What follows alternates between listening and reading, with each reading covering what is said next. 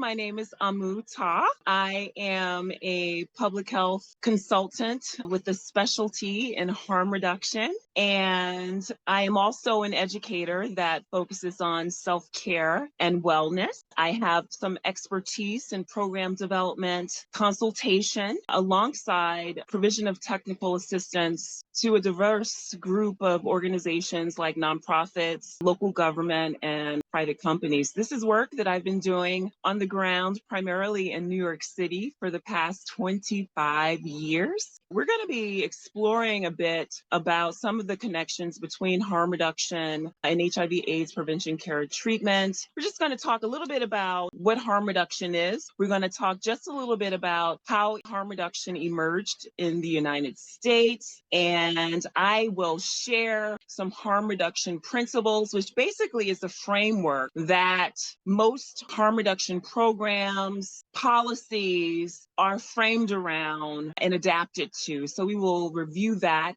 just a little bit. Then I will share some examples of what harm reduction actually looks like on the ground, as well as system-wide, as we begin to look at harm reduction a little bit more broadly these days. And then I will begin to make the connection between harm reduction and HIV and share some information about what harm reduction looks like within this context. From my perspective, moving forward, I like to suggest that harm reduction empowers women from the sense that harm reduction really offers an opportunity for women to take control over their care and well-being. The power or control of a woman's health and well-being into her hands, alongside her medical team and practitioners and care team, of course, but really offering tools that allow more agency for women and general individuals more generally to have a say in how they want to be cared for. So harm reduction, first of all, is not only based on the premise of working with people in a humane and dignified way, but it's also based on science.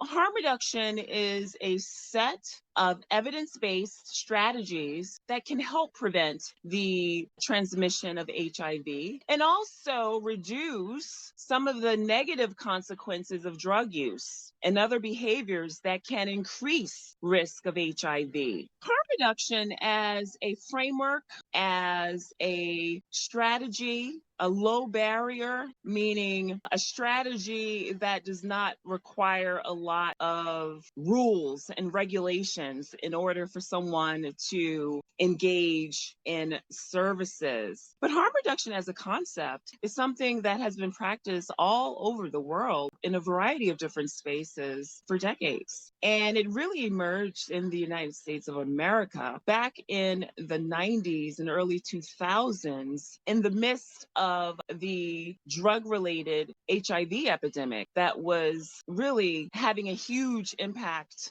on our country and in our communities. And this was primarily due to drug-related infection. And what I mean by that is individuals that were involved in drug use behavior in some way, or a loved one of someone that used injection drugs. And so back in the 90s, early 2000s, HIV, AIDS, and harm reduction was really kind of connected through that lens, sharing drug-using equipment that was not clean. So this is how harm reduction as a concept and a strategy for working with people really emerged in the United States. And over time, since then, over the last 2.5 decades, harm reduction as a concept has come to be applied more broadly to support behavior change. Communities and countries, and ultimately the world, is only as strong as the health of their women. So as I mentioned earlier, harm reduction emphasizes the right and capacities of people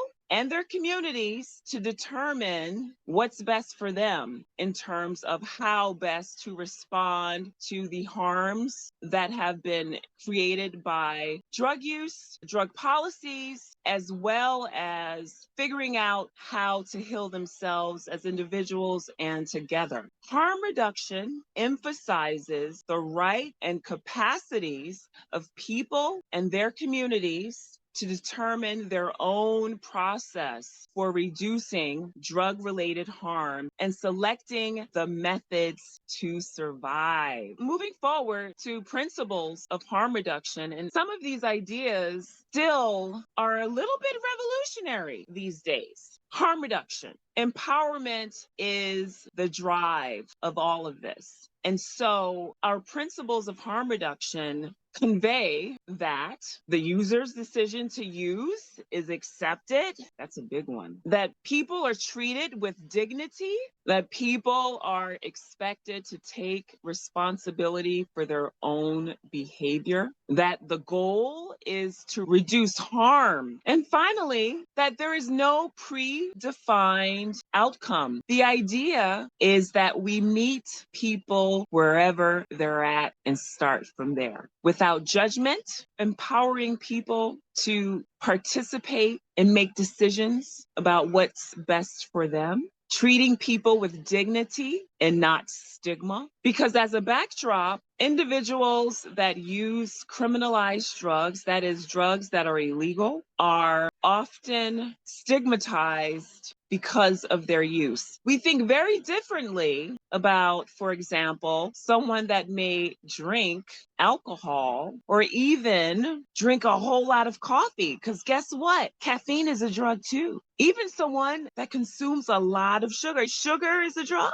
We think very differently about those cases than someone, for example, that may use marijuana or may use heroin or another substance. At its core, drugs or substances that cause psychoactive changes, and all of those do. So harm reduction really offers an opportunity to work with people without judgment and engage them through empowerment. So, what are some examples of harm reduction programs? Syringe services programs, overdose prevention centers, law enforcement diversion programs, where law enforcement officers work on the ground with case managers to connect people to services rather than to send them to jail. Drug policy reform is another example of a harm reduction program. Peer education and support is another example. Family and caregiver support for the people that love and live with or support others that may have substance use disorder, as well as provider education and support to really enhance and develop, cultivate the skills and expertise of individuals that are working on the ground with people so that they can do their work better and connect better with the communities that they're serving. Some harm reduction strategies on the ground. I've already talked about the syringe exchange programs, fentanyl testing strips, giving people the power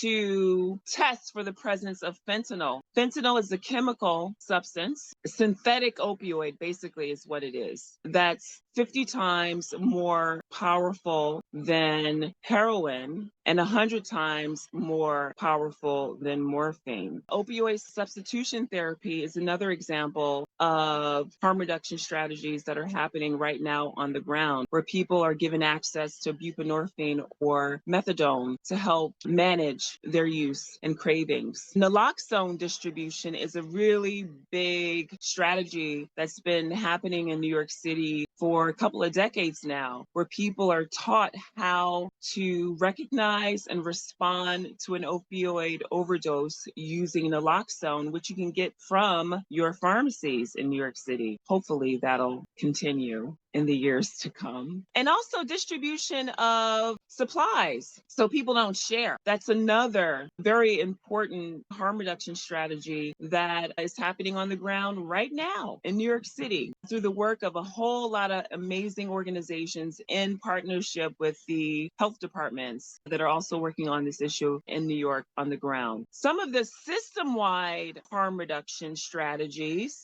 these really set the stage for living and thriving for all of us, is access to testing and treatment, peer education and support, alongside mutual aid, safe, affordable, and stable housing, access to education and employment, access to equitable health care, including care for mental health and substance use disorders. These are systemic examples of harm reduction strategies that are happening on the ground in different levels in New York City presently. Harm reduction in HIV/AIDS today. This is by no means a comprehensive list of groups, individuals that are at high risk. However, I wanted to highlight a couple of things. Black, Indigenous, and people of color are acquiring HIV today quicker than any other group in the United States of America, unfortunately. People who use drugs, sharing needles really is the second most common way to catch HIV. Still, number one being unsafe sex, but second being using, sharing injection equipment. Women who inject drugs are at very high risk. And pregnant and postpartum people, research suggests that they are at very high risk for acquiring HIV and AIDS during that time. So these are some of the populations and groups that we want to extend our hand to and have some knowledge about, specifically when thinking about harm reduction and harm reduction strategies and how we can connect to people and communities and share knowledge with our loved ones and our neighbors. Because it's not just the I, right? It's the we, especially these days. Ways that harm reduction is reducing HIV/AIDS today. These are harm reduction strategies that are in place right now, that are being utilized right now, actually all over the world, to reduce risk using condoms and lubricant. PrEP, pre-exposure prophylaxis.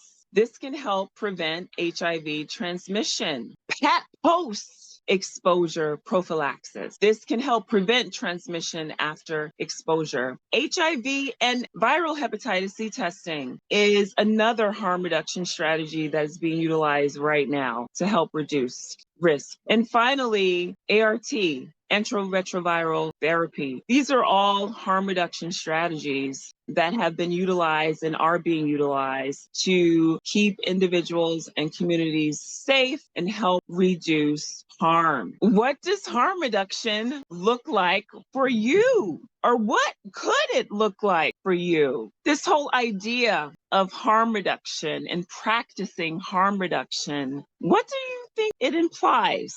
Broadly thinking, how do you think harm reduction can serve as a protective factor to support individual and community healing today? I've shared some thoughts about what harm reduction is, how it emerged, why it emerged, who's at particular risk, some of the strategies that are being utilized right now by some of our amazing harm reduction programs, alongside or in partnership with our local health departments and our state Department of Health in New York. New York has really led the way with respect to pushing forward harm reduction strategies and programming, and we have seen amazing results in New York City. Appreciated people talking about stigma and also about approaching this with no judgment. And I think, like you were saying, this sounds radical because we grow up learning to stigmatize people that have substance abuse issues. And it's a thing that you have to unlearn.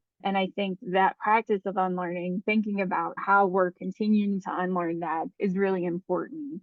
And it's even in the language that we use in thinking about and talking about drug use and substance use, right? This idea that recovery and harm reduction are on different sides of the table. I'd like to offer that they're really a part of the same spectrum, and moving away of this idea of clean and dirty really will help facilitate our ability to shift this old thinking that we've all grown up in understanding some of these issues toward an idea everyone is different.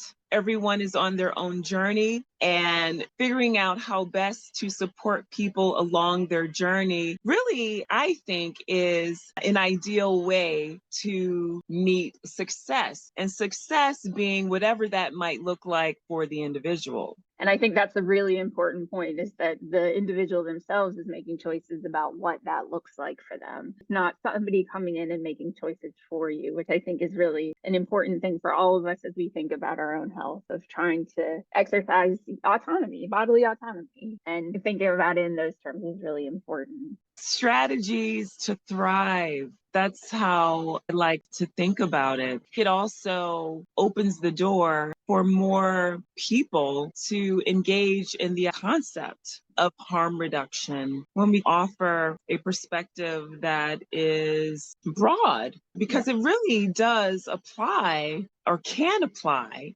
to various aspects of living a healthy, healthful life. This idea of harm reduction. It's a term that was coined some time ago, but actually, I think it's a way of living that many of us have been familiar with already. Changing behavior, as we all know, is hard. Sure. And it takes time and requires support. This is why I've really embraced this notion of harm reduction through my work in New York City and beyond. I ran a syringe exchange program for a time, Positive Health Project, back in the day, and I worked at the health department as the harm reduction coordinator for a time. I would go to Rikers Island and do trainings with individuals that were being released to make sure they knew how to recognize and respond to an opioid overdose, because folks that have been incarcerated are at very high risk for overdose. I began to see other connections to harm reduction and life through my self-care and wellness work, and really understanding how the connections flow. And it's really just a strategy for living well.